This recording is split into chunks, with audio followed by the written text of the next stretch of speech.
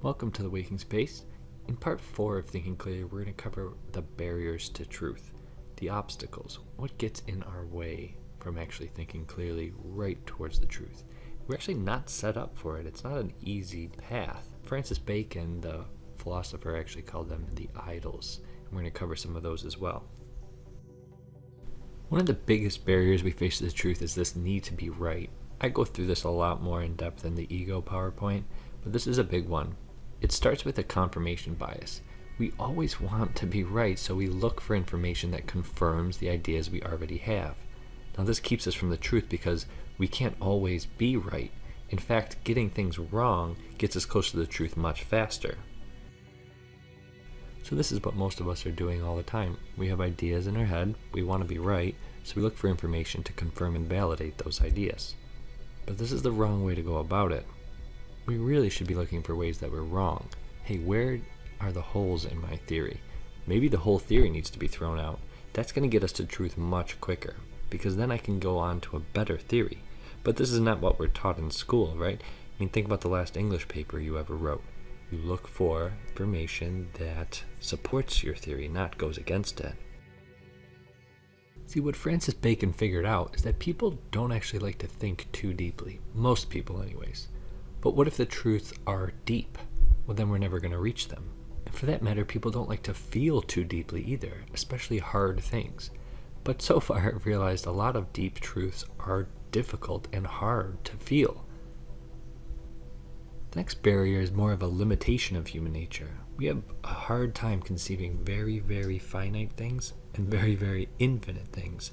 I mean, try to imagine an atom without thinking back to like third grade science class, that picture of the balls spinning around. I mean, that's probably not what they actually look like, right? And we're trying to think of some omnipresent being like a god without thinking of that. We have trouble with that kind of thing.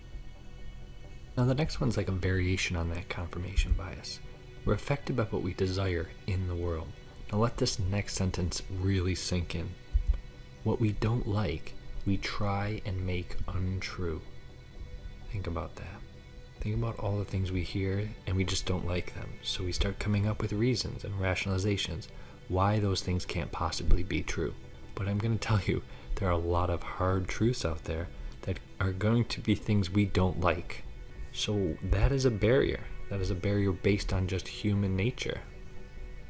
Now the next barriers actually come from our human body. We have senses that can fool us pretty easily.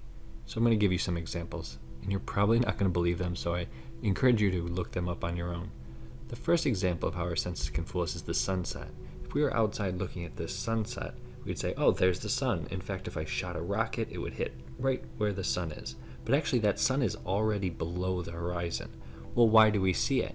Because our senses get fooled in the same way that it looks like this fork has moved just because it's passed into the water, right? We know this from third grade science of diffraction.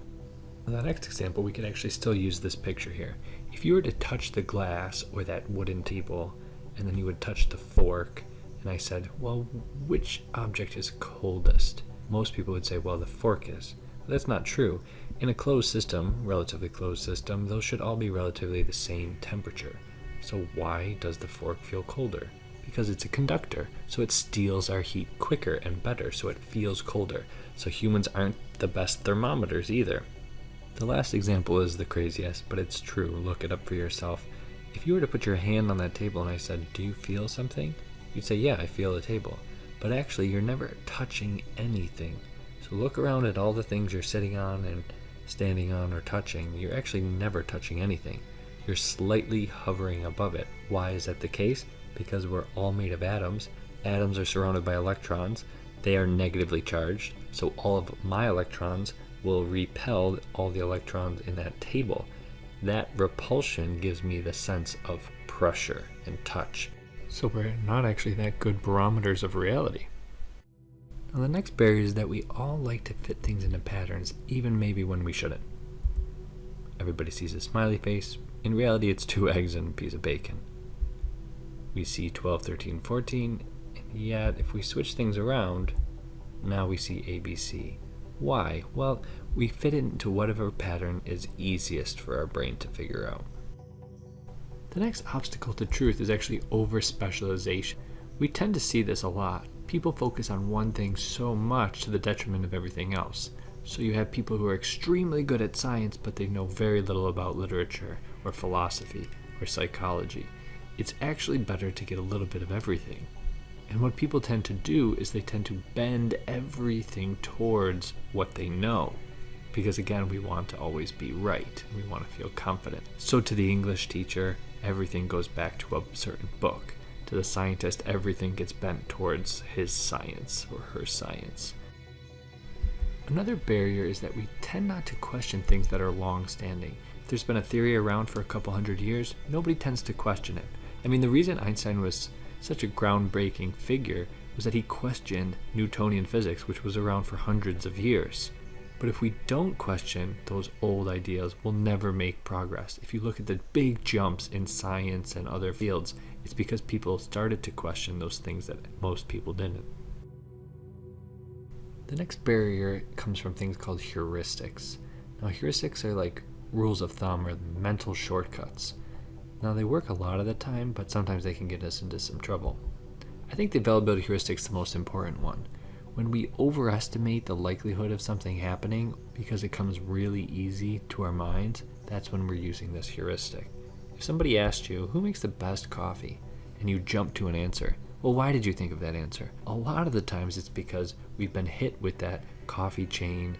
Maybe it's the advertisement, or maybe we drive by that a lot, or maybe we visit that one a lot, so it comes very easily to our minds. So we think, well, that's the best one. Or if someone said, well, how much violence do you think there is in the world? Your answer will highly depend on how much violent media you consume, especially like nightly news. That's all nightly news cares about, right? They just show violence, violence, violence. So we think the world is way more violent than it actually is. Now, this is a powerful swayer of people's beliefs, because if something doesn't come easily to our mind, we don't think it's true. So the reality of the world might be hidden behind this heuristic. Now, this next barrier is a big one, and I'll cover it in other videos as well. Us versus them. If I think what I know is right, then what everybody else knows must be wrong. This us versus them mentality keeps us from so much truth. Now, this could be religious truth, political truth, scientific truth. If you have the right truth over there, then what everybody else has must be wrong. So you never get to access their truth because you think you already have it. In fact, this us versus them is so deep that if you give ambiguous evidence to two different groups, they'll both take that evidence as further evidence that their group is right. In fact, these beliefs can even screw up just basic logic. Belief bias is distorting our logical reasoning because of beliefs. Take this argument. Democrats support free speech. Dictators are not Democrats, therefore, dictators do not support free speech. Now, if we analyze that logically, we'd be like, no, that's not correct. But when you give it to people who are Democrats and who believe dictators don't support free speech, they will actually tell you this is a logical argument. Why? Because their belief about dictators actually overrules their logical brain. The last hindrance to truth I want to talk about is the culture filter. Think about this. We were born without language, values, or morality. We didn't actually come with the ideas already ingrained about what religion to believe. What is war? Is it good? Is it bad? What about money, sex, love, good and evil? So where did all those ideas come from? Well, they came from our culture. So culture tends to be this lens that we can't help but see the world through.